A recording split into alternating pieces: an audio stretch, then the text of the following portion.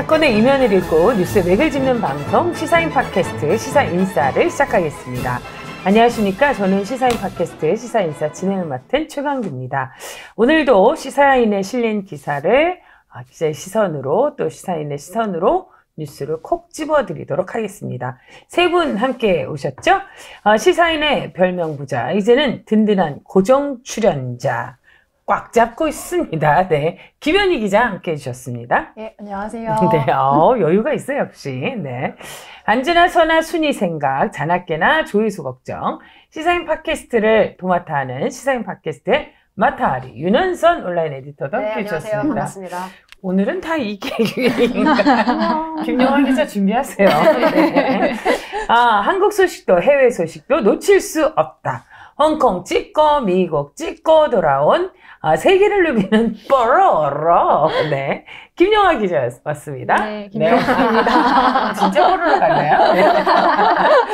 자, 오늘 시사인이 골라주는 뉴스피, 이번 주 시사인에 실린 기사를 직접 들고 왔죠. 김현희 기자 먼저 시작하도록 하겠습니다. 여러분들 많은 관심을 갖고 늘 지켜보시는 코너입니다. 코너 속 코너라고 꾸준히 밀고 있는 사법농단 판사들을 공개하는 시간이죠. 오늘은 11번째 시간입니다. 사법농단 판사를 공개하기 앞서서 커버 스토리 이야기를 좀 잠깐 하고 그리고 나서 시작하도록 하겠습니다. 이 커버 스토리와 관련해서 굉장히 좀 강렬한 것 같은데, 이 청관율 기자와 김현희 기자가 함께 했었다고요? 예, 지금 제목이 아주 사법농단 토파보기 원 내부자들 이런 제목이 붙었는데요. 그러니까 바이라인은 제 이름도 같이 달리긴 했지만 제가 같이 썼다고 하기는 좀 민망하고요. 또 겸손하기까지. 그럼 말은 끝까지 들어. 그런데 사실은 제가 다 했고요. 그렇죠. 이러려는 거 아니에요? 네.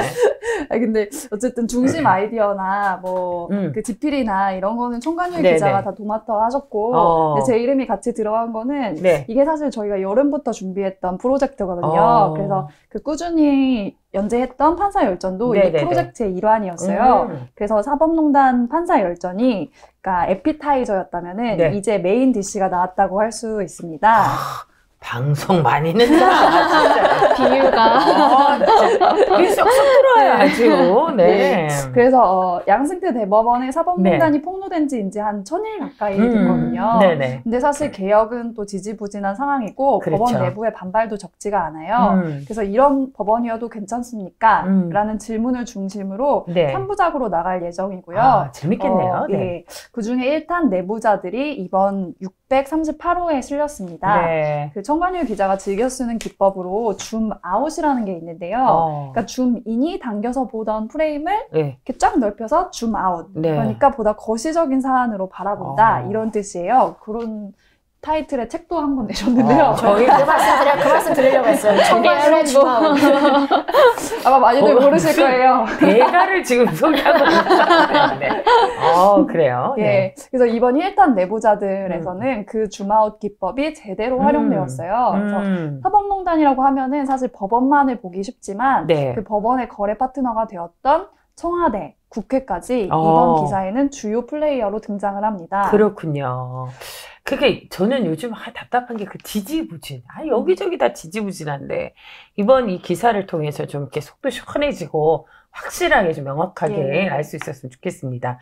근데 이렇게 뭔가 이렇게 내부자들 막 이러니까 뭔가 그 느르와르 영화 같은 이게 뭔가 이게 지면이 아니라 입체적인 그런 느낌이 들어요. 그러니까 이게 상권 분립에 따라서 서로 견제를 해야 되는 거잖아요. 청와대 국회 사법부가. 그런데 어떻게 내부자들이 됐는지 그리고 또 거래와 흥정의 좌판에 앉았는지 그런 내용들이 기사에 한 10여 쪽 되는 굉장히 긴 기사인데요. 그래도 굉장히 빨려 들어가듯이 흡입력 있게 잘 읽힙니다. 그런 정도 되면 청관율 기자가 나와야 되는 거 아니에요? 그러게요. 왜 안 나오는 거래요? 김현희 기자 섭외에 힘 좀 써보세요. 김현희 기자 이거 너무 뒤에서 혹시 뒷거리 하는 거 아니에요? 내가 할게. 내가 할게. 이러면서. 좋아요. 하여간 많은 분들 이 커버 스토리도 조금 주목해서 봐주실 될 것 같습니다. 시사인에 실린 기사들이 다 정말 주옥 같지만 또 특별히 커버 스토리로 선택한 이유는 특별한 이유가 있겠죠. 여러분들께서 좀 깊이 있게 이 문제를 살펴보시면 좋을 것 같습니다. 자, 그럼 본격적으로 오늘의 사법농단 연루 의혹 판사를 공개하겠습니다. 예, 오늘 말씀드릴 판사는 정다주 부장판사입니다. 의정부 지방법원 민사항소부에서 근무하고 있고요. 이번 후에 신림 판사는 아닌데 네. 이분도 그 저번에 방송을 못하고 넘어갔던 적이 있어서 그렇죠. 가져왔어요. 끝까지 추적한다 이거죠. 그렇습니다. 놓치지 않습니다. 예. 정다주 판사, 아주 이름은 다정다정한데 도대체 어떤 일을 벌인 거야 이 사람은. 네. 네. 그러니까 그만큼 사법농단에 관여된 사건이 많아서 제가 그냥 넘어가기 좀 아쉬워서 가져왔고요. 네. 그 법원행정처의 기획조정심의관으로 근무하던 2013년과 2014년 당시 네. 기획실장이었던 마타하리 임종원 실장의 지시에 따라 예. 문제가 되는 문건을 다수 작성했습니다.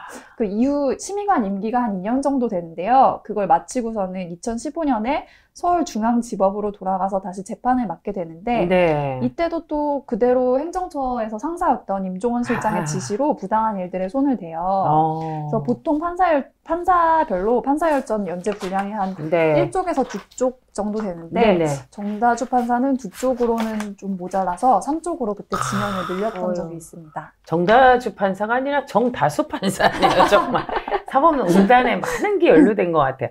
어떤 일들을 관여했는지 주요 사건들을 좀 찾아볼까요?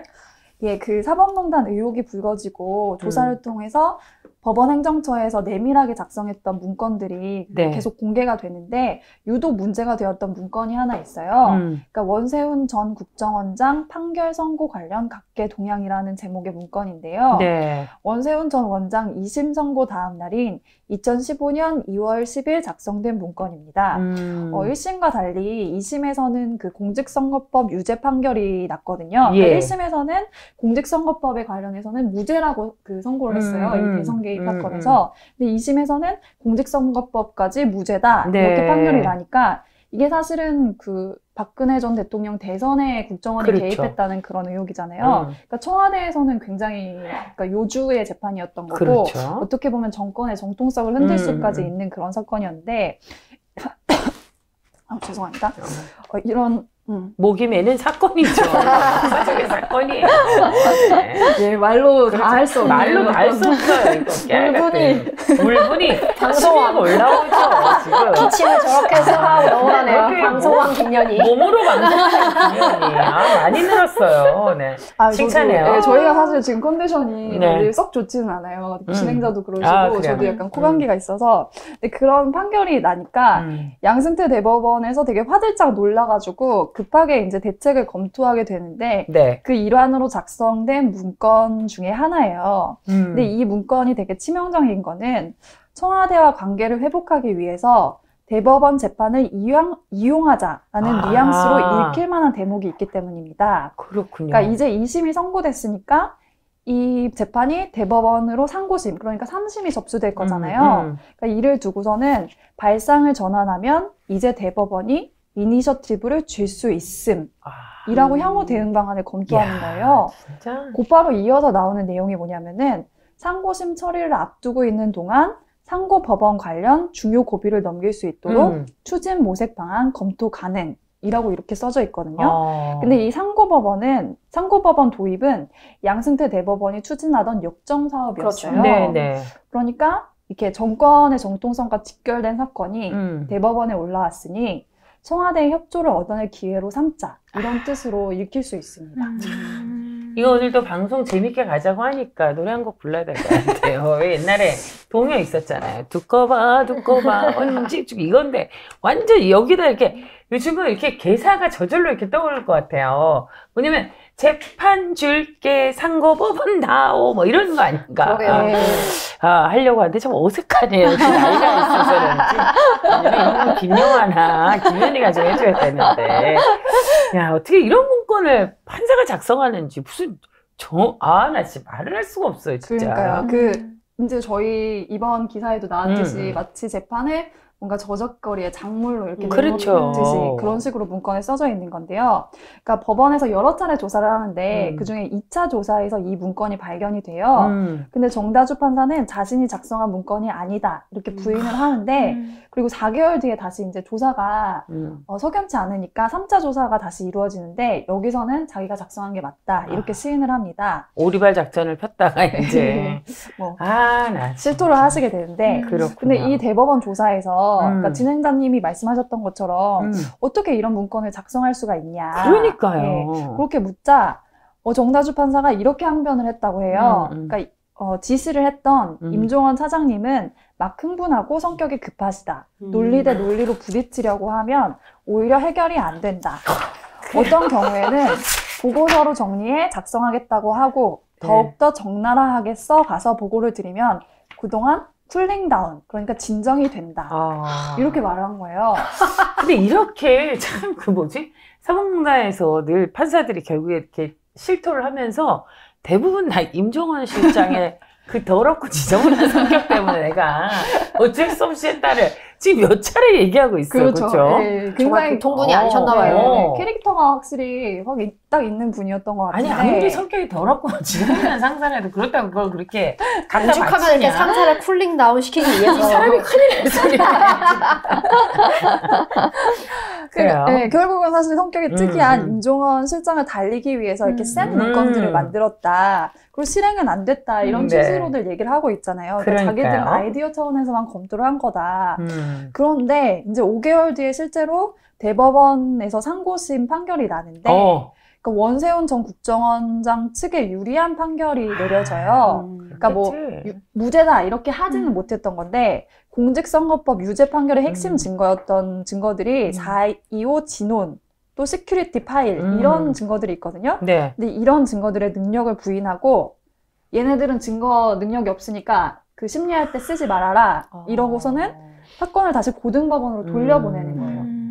그러니까 뭔가 그 무렵에 모든 판결이 다 찝찝하고 왜 저렇게 나오는지 다 밝혀질 것까지 얘기됐는데 꼭 뒤에 가서 저렇게 엉뚱한 짓을 하는 적이 많았는데 참 다 이런 뒷배경이 있었던 거예요. 그러니까 이게 지금 그 정부 운영에 대한 사법부의 협력 사례로 이 원세훈 사건이 지금 이제 등장하게 되는 거네요. 예, 그런 문건도 사실 같이 발견이 됐는데요. 예, 박근혜 전 대통령이랑 양승태 대법원장이 독대하는 자리가 있었는데요.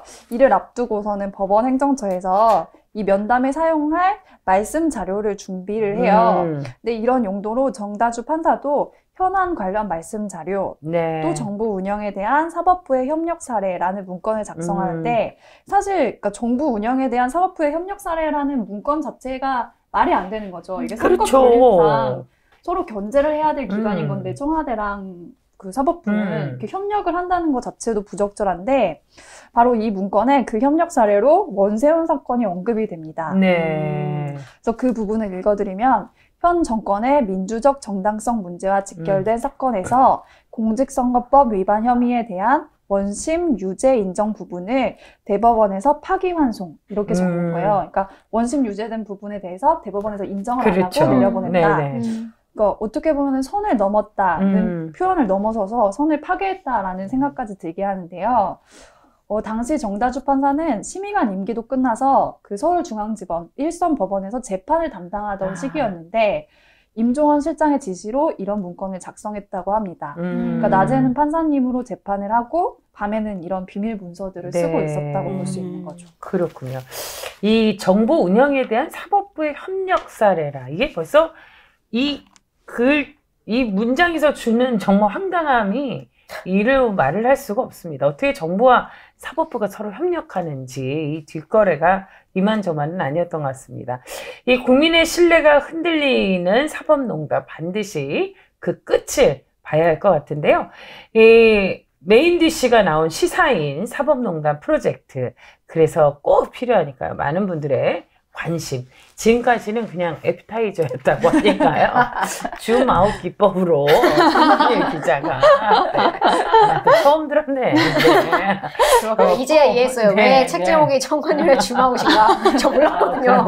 이제야 알았어요. 읽어보네 나는데. 죄송해요. 제가 읽어보질 않았네요. 내부자들도 몰랐던 줌아웃. 송관율 기자 빨리 나오셔서 그러면 네. 세 명의 자리를. 어쨌건 이 굉장히 사법농단과 관련된 그 사실을 조금 더 한 걸음 떨어져서 객관적으로 조명했다고 하니까요. 이번은 시사인의 커버스토리 내부자들 주목해 주시기 바랍니다.